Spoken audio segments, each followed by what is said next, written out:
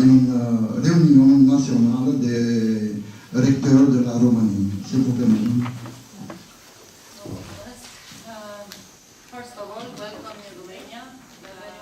Because it's an international conference, I think it's a bad idea to speak in English because we have a guest here from different kind of countries. So I will speak in English if you're agreed. So, Your Excellency, welcome in our university. I think it's not the first time when you visit us, and I'm sure that it's not the last one. Mr. President, dear guests, international guests, dear colleagues, dear students, I think it's not working, doesn't matter. Dear students, Valahia University of Târgoviște have a great tradition in this kind of conferences, and as you can see, we have a very good visibility and very good recognition in scientific plan of in our country, and not only. It is very great honor for me to say hello and to say welcome à cette conférence au sein de son honorable université. Je tiens à vous adresser mes sincères félicitations ainsi qu'à tous les organisateurs d'avoir pris cette importante initiative d'organiser cette conférence qui permet de rassembler des universités de différents pays et notamment du Maroc. Je suis convaincue que les échanges permettront d'enrichir les connaissances et les débats sur les thématiques à portée variable et tout aussi essentielles. La présence d'une importante délégation de professeurs marocains reflète l'intensité et la densité des relations historiques et multidimensionnelles qui unissent le Maroc et la Roumanie. Cette présence constitue à plus d'un titre un nouveau jalon dans le cadre de la coopération universitaire et bilatérale que j'estime exemplaire et excellente à plusieurs égards. De même, les 800 étudiants marocains poursuivant leurs études dans les différentes universités roumaines représentent également un exemple de coopération culturelle particulièrement réussie. En encourageant la multiplication de ces événements au service de cette coopération universitaire entre le Royaume du Maroc et la Roumanie, je formule des vœux pour un développement et un rayonnement continu de l'université Valahia de Târgoviște qui nous rassemble tous aujourd'hui. Je souhaite plein de succès aux travaux de cette conférence. Merci de votre attention. Mulțumesc.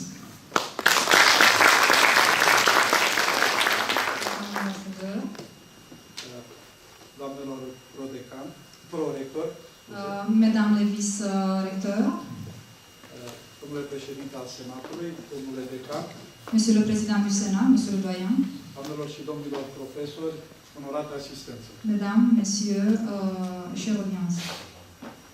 În primul rând, vă felicit pentru organizarea acestei conferințe, Je tiens tout d'abord à vous féliciter pour l'organisation de cette conférence, care reprezintă, așa cum s-a spus aici, un prilej de cunoaștere a preocupărilor qui représente, comme nous avons déjà observé, une reconnaissance des préoccupations cadrelor didactice și studenților din de l'ensemble des enseignants et des étudiants des universités roumaines, din cele 7 țări participante, ainsi que des autres pays qui participent à cette conférence. Am observat că sunt în dezbatere teme importante. J'ai observé avec l'intérêt les thèmes qui sont en débat aujourd'hui, care preocupă în egală măsură lumea academică, dar și administrația publică.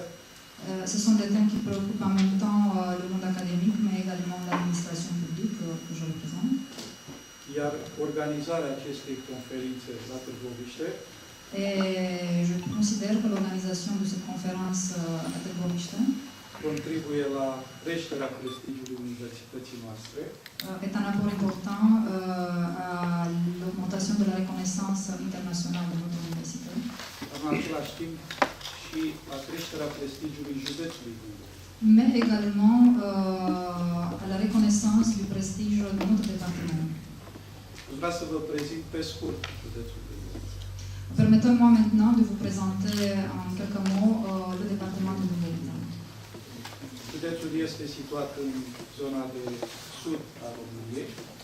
Et je me permets d'inviter Son Excellence Madame l'Ambassadeur să viziteze județul și să stabilim relații de colaborare economică și culturală. à visiter notre département de sorte à renforcer les relations économiques avec son pays.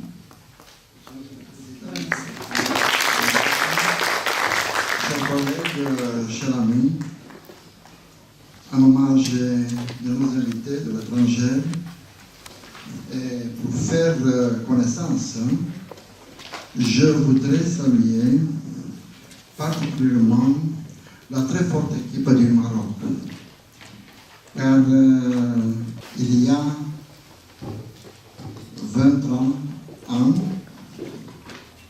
quelque part à Marrakech, dans l'hôtel de Atlas, on a commencé notre aventure internationale. Là-bas, nous avons connu Maria Negroponte de Libanis, qui nous a introduits dans le monde scientifique. Je parle de la francophonie et ce qui s'est passé de cet homme-là, on se connaît. J'ai dit, pour faire connaissance,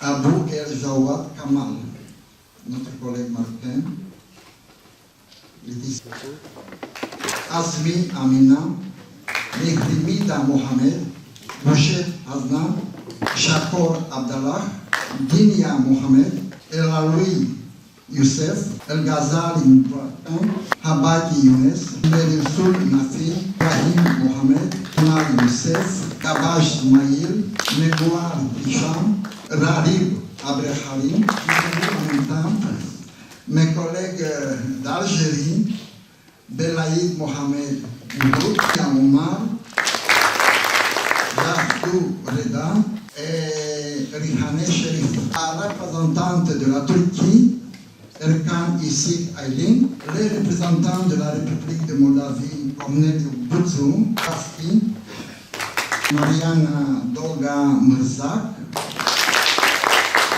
et pas finalement mes collègues Alain Rezlov,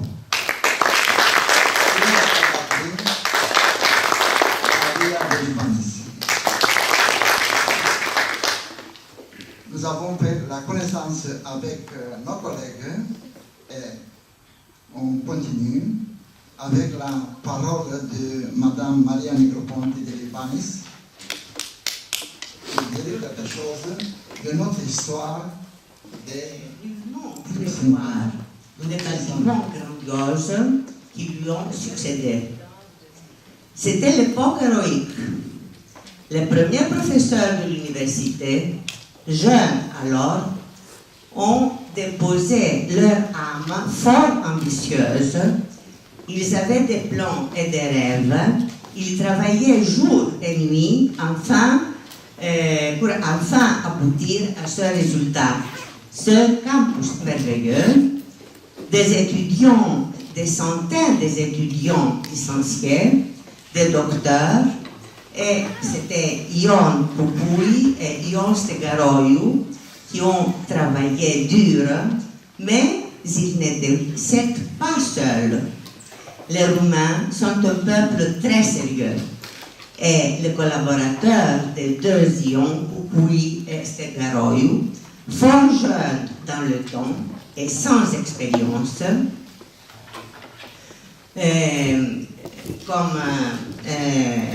étaient à leur côté Costanza et Delia Popescu, Laura Marcu, Camelia Frenzilla, un tas d'autres qui depuis ont eu des carrières académiques merveilleuses.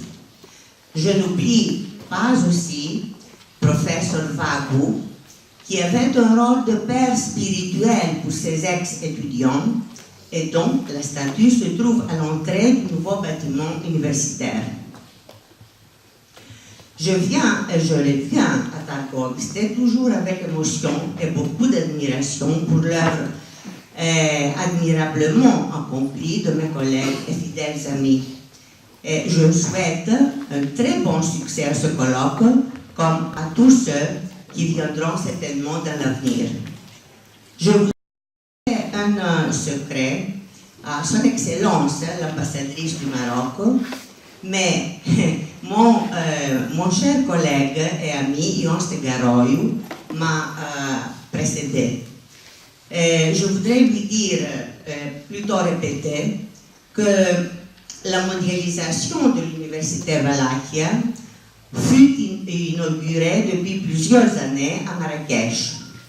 Et cette mondialisation, contrairement à la globale, a eu uniquement des conséquences positives. Alors, santé et succès à tous.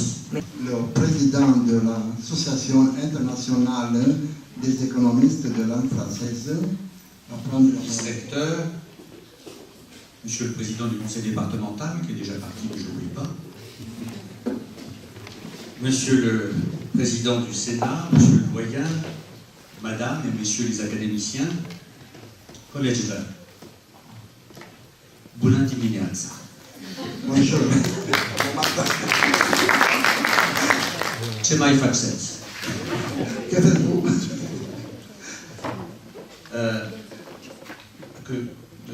Comment allez-vous? Comment allez-vous? Comment allez-vous? Bine sau foarte bine? Bien, oui, très bien. Aveți bine de orechi?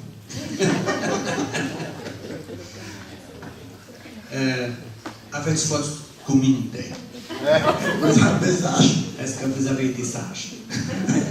Pentru că Moș Crăciun vin nu imediat, dar curând. Parce que le Père Noël arrive pas tout de suite, mais dans peu de temps. Am progresat în luminește? Nu? Acum succes. Mulțumesc frumos. J'ai donc le plaisir de faire suite à mon ami Ion Stegaroiu en vous disant que je suis RSE, je suis professeur à l'université de Panthéon-Assas, Paris 2, et j'ai en même temps le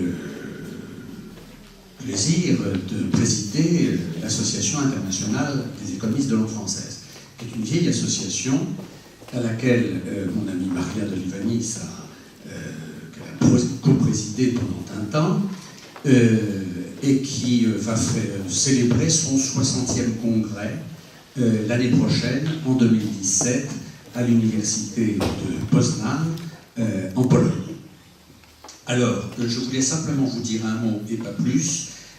J'ai avec moi, alors un certain nombre d'entre vous sont déjà adhérents de l'association et donc sont en train de recevoir par courriel le document de demande de participation.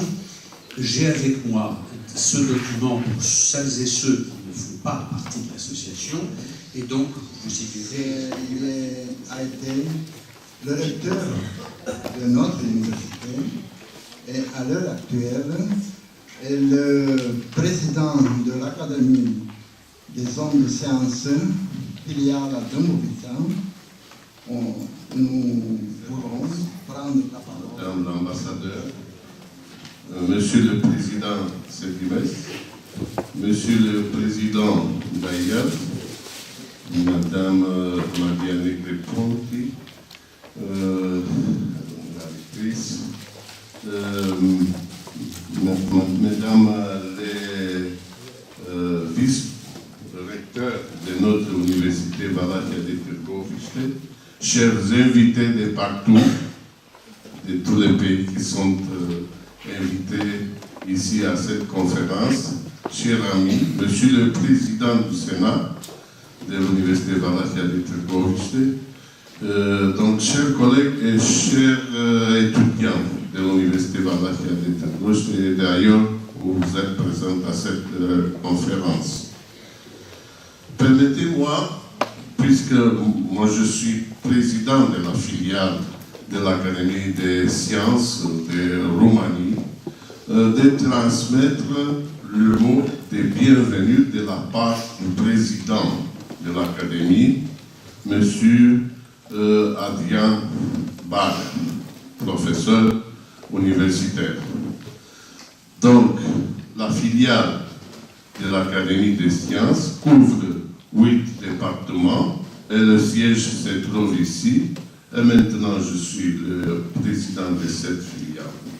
C'est vrai que Monsieur le doyen Stegereux m'a présenté comme fondateur de l'université. Et je suis parmi les fondateurs, dont le groupe complet, avec lequel l'Institut CEDIMES organise de nombreuses manifestations. Nous allons bientôt avoir des manifestations à Fès et à Marrakech, à Mostaganem et à Alger pour l'Algérie. Et nous venons de terminer un colloque aux États-Unis pour cette rentrée universitaire. Nous avons donc beaucoup d'activités, mais je voudrais attirer l'attention de l'Assemblée sur 3 éléments auxquels vous pouvez encore participer bientôt, soit directement, soit avec vos collègues ou vos étudiants. Je vous rappelle que nous avons cette année la 8e édition des prix CEDIMES qui s'adresse aux docteurs et ou aux titulaires de master, donc ça couronne soit des thèses, soit des masters qui ont moins de 3 ans. Et cette année, le président du jury est un collègue algérien qui préside donc le comité international. Il reste encore quelques jours pour présenter sa candidature et la procédure est assez simple pour candidater à ce prix. Ça permet à de jeunes chercheurs finalement d'avoir un petit chèque qui peut les aider pour démarrer dans leur vie scientifique. La deuxième chose, ce sont les publications. Bien, mesdames, mesdemoiselles, messieurs, bonjour. Alors, dans le cadre de cette coopération entre le Maroc et cette université, l'université Hassan II de Casablanca, alors notre université a décidé de remettre 2 trophées, un à Madame l'ambassadrice, particulièrement pour son soutien, et également pour Monsieur le doyen, et je vous remercie.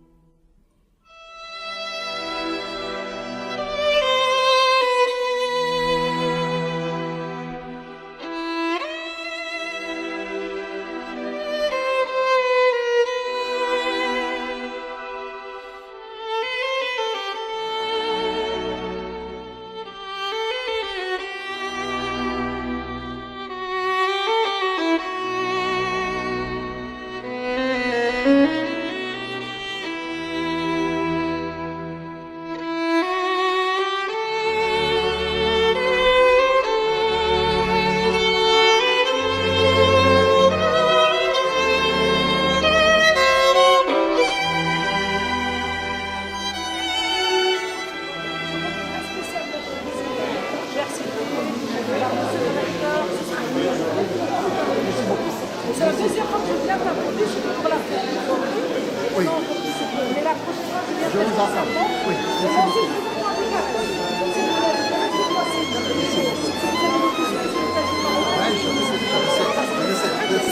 C'est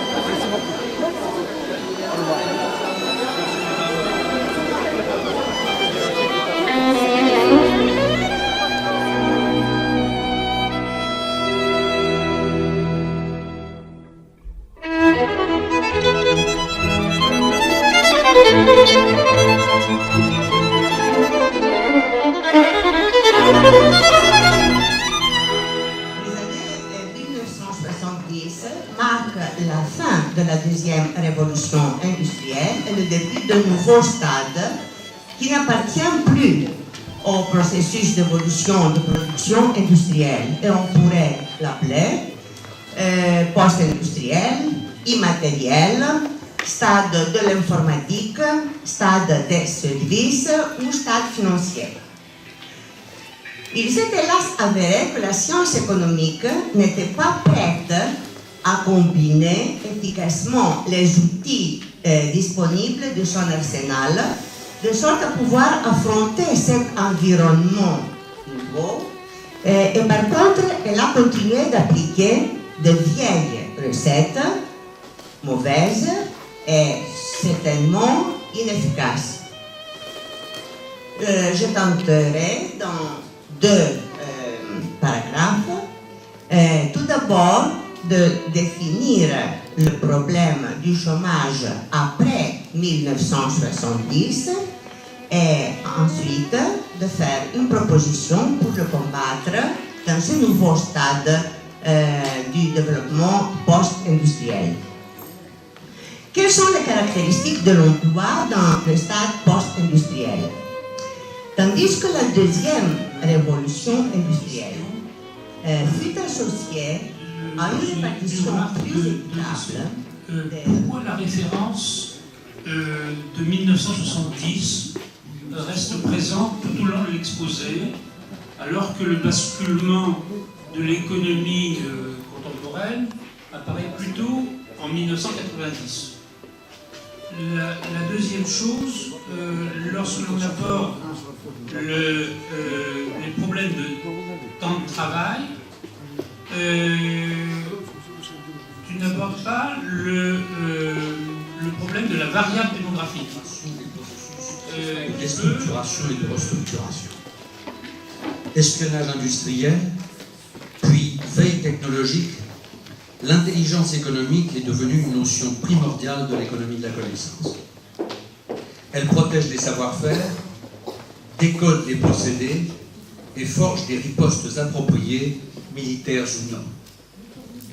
Au plein sens du terme, elle est devenue un outil stratégique à l'enjeu culturel tel que le développement en dépend. En effet, le glanage de l'information s'étend de la recherche pure au mode de distribution, en passant par les licences, les techniques de production, les transferts de savoir, les sources de financement et les réactions de la concurrence, sans compter tous les éléments qui affectent l'environnement en termes de réglementation, de fiscalité, de conjoncture. Nul stade ne s'en trouve exclu donc. En fait, la notion d'intelligence économique remplace celle de la dimension juridique et l'importance de la transparence dans la gestion des marchés publics. Donc dans mon intervention, avant de céder la parole à mon collègue M. Chakor, je parlais déjà des cadres réglementaires des marchés publics et son importance. Alors pourquoi les marchés publics au Maroc? Tout simplement parce que l'État reste toujours le premier investisseur et les marchés publics frôlent les 20% du PIB. Donc c'est important. Donc il y a un effet d'entraînement important pour la croissance, pour le développement, pour l'investissement. Et une bonne gestion de l'investissement public entraîne un bon dynamisme et encore une bonne gouvernance des affaires publiques, qui est d'ailleurs l'objectif de la Constitution et l'objectif de tous les textes juridiques au Maroc. Donc je vais le cadre réglementaire, les principes de la gestion des marchés publics au Maroc. Et on va démontrer comme quoi la transparence occupe une place centrale dans ce dispositif. En troisième lieu, les principaux risques liés à l'absence de transparence et vers la fin, une étude exploratoire à travers un certain nombre de rapports, de rapports faits par la Cour des comptes et qui montrent combien la transparence est importante dans la gestion du budget et dans la gestion des marchés publics au Maroc. Avant de céder bien sûr la parole à M. Chakor, qui va étudier le volet juridique des textes de loi actuels et l'importance de la transparence en la matière. Déjà, pour le premier point, c'est le cadre réglementaire. Le cadre réglementaire du Maroc en matière de gestion des affaires publiques est très large. On peut commencer à partir de décrets relativement